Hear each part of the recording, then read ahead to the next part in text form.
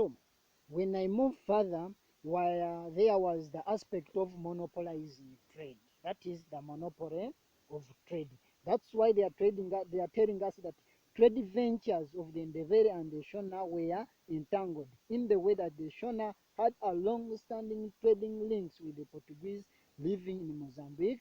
They used to supply them with good with gold and ivory, and in turn the Portuguese would supply them with guns and other manufactured goods. So with the coming of the whites, the British, for them they decided to discourage the trading activities between the Shona and the Bere and the Portuguese so that they can monopolize trade alone, in a way that they discouraged the trading activities between the Portuguese with the Portuguese between the Portuguese and the Shona and Ndebele, to the way that the Shona and the Ndebele were trade with the British. So this aspect of losing that autocratic trade made these people to discourage the aspect of trade that happened between the Ndebele and the Portuguese.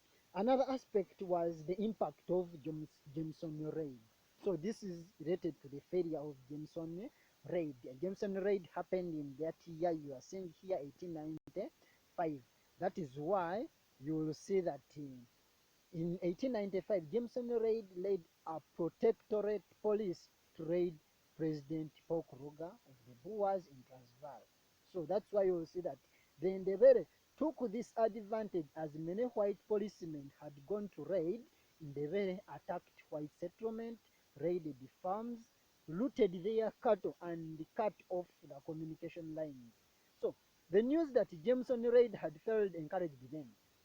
They raised that even the white men could be defeated. So he didn't believe in that a white man can also go into our hand be defeated. But they got that first news, or that pleasing news, from Jameson, that had failed to capture Paul Kruger, a Boer leader. So then the very began a war, and the Shona followed, meaning that a white man can also be defeated in South Africa. So these people, they were also in a position to defeat the what? To defeat the British. So another one was the role of religion, that is African traditional religion. What was the role of African traditional religion? With the role of African traditional religion, you will see that the traditional religion that was widely believed in became a source of inspiration, meaning that religion unites people. So, giving the need of the popular revolt, so religion encouraged people to come into revolt in conjunction with the great role provided by their religious leaders. That's why you will see that. That's why you will see that Mwali and Chimichuka, Mwai and Chaminuka cults became centers of unification, and the leaders of these cults revealed the need to fight the whites. It's like any other religious group. So you will find out that any religious group, let's say here in Uganda, the Archbishop stands up and all the Catholics, may you please come out and we fight for this. You will see the followers moving on. If the Kabaka of Uganda calls Gwanga Mujje, may you please let us act upon this. All the all the members will respond positively, but let the President himself do it. A case in example. To mobilize the people, people will reject the call, and then they will just remain in their activities doing this and that. So they will not report. Another impact was the spread of Christianity, also led to the occurrence of the revolt. So the British spread Christianity and decamped African traditional religion. So Christian converts, they started despising their culture, customs, and refused to obey the orders of their traditional chiefs. Thus, the rebellion became a reaction against such behaviors brought by the Christianity as supported by the British colonialists. These people at first they were African traditional believers.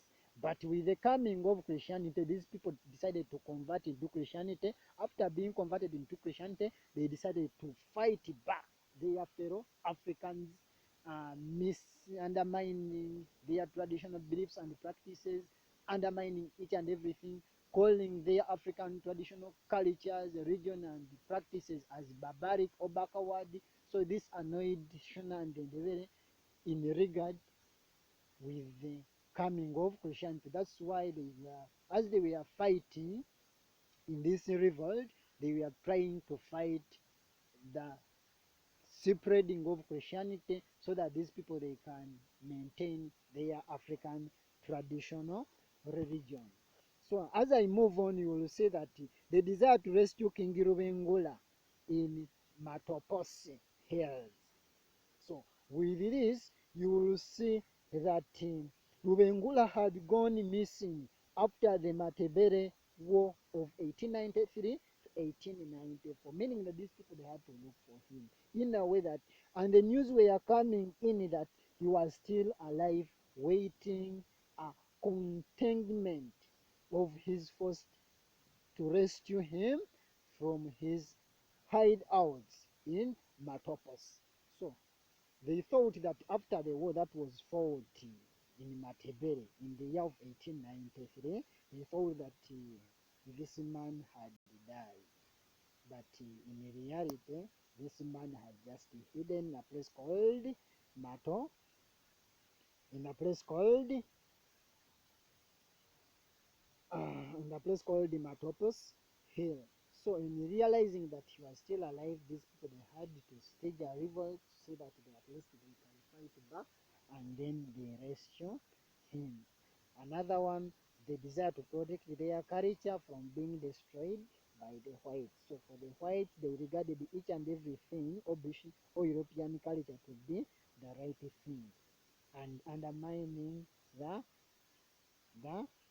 African traditional cultures in the way that the British, who had taken away their liberty and independence, had introduced behaviors which greatly abused those of Africans.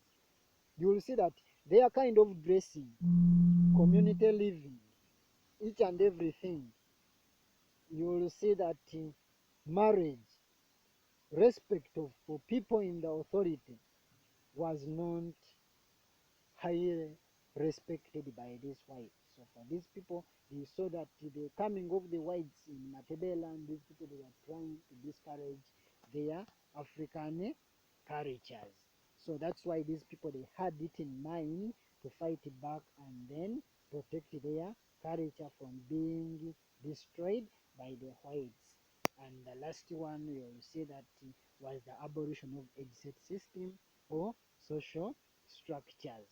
So with this, you will see that among the Ndebele, age regiments were a key social structure that also had leadership canonation in its nature, meaning that it was an event organized either on yearly basis, and it was that day for canonizing or conducting this session of categorizing age set system or recognized this guy was highly organized and presided over by the king. So we'll see that besides this, there existed a social structure where the Ndebele people were not equal. But with the Europeans, for them, they had that aspect of equal mentality that everyone is equal before God. I think forever with the Shona and the Ndebele, they thought that the Ndebele they were superior than the Shona. On top of that, they were leaders who were kings and they were subjects.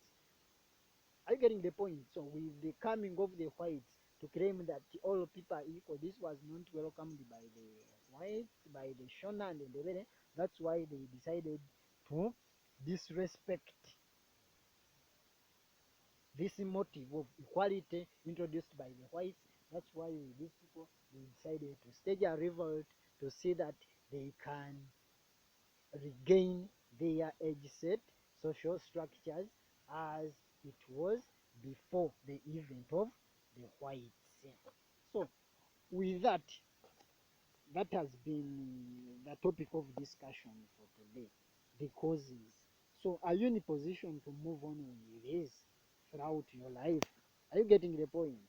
So that's why you'll see that below here there is a discussion question. So with this discussion question, it goes: examine the methods used by the Ndebele to show their displeasure against colonial rule in the second half of the 19th century. Examine the methods used by the Ndebele to show their displeasure against colonial rule in the second. What are those methods that were demonstrated, that were carried out by the Ndebele people to show that they were not happy with the way how the whites were conducting their activities in their land? So, what was the right approach for this question? So, you'll find out that the candidate is expected to show that displeasure was both positive, was both shown through both passive and active. So with active, that's why these people, you see that they engage in establishing rebellions, destruction of European farms, for example, Wingula's impis, ended up destroying the Gomera telegraphic line from Fort Victoria, tolling, so frequent refusal to supply labor. So those are some of the active what. So with this question, you will see that show as a candidate, show both positive and active methods employed by the individual to see that these people, they are not happy with the way how the whites were conducting most of their activities. That's why you will see that among the methods, you will see that armed frontation against the white men, for example, at Shangani River in October. That was in the year of 1893. Occurred. Are you getting the point? On top of that, there was the aspect of killing of the Europeans. For example, the 1,000 men killed at the beginning of the rising of 1893. These people, they also moved on and they refused to pay taxes on top of that. I've talked about the destruction of European farms. Are you getting the point? So these people, they also moved further and they refused to embrace the white man's religion. Are you getting the point? As these people, they were more committed to Mwahili culture. Are you getting the point? So they restricted the freedom of movement of the whites. This is one of the passive, among the passive factors. Eh? So they shifted to areas far Sombula forest so that they can reside that side separate than being within those people. Passively, they are trying to shift these people away.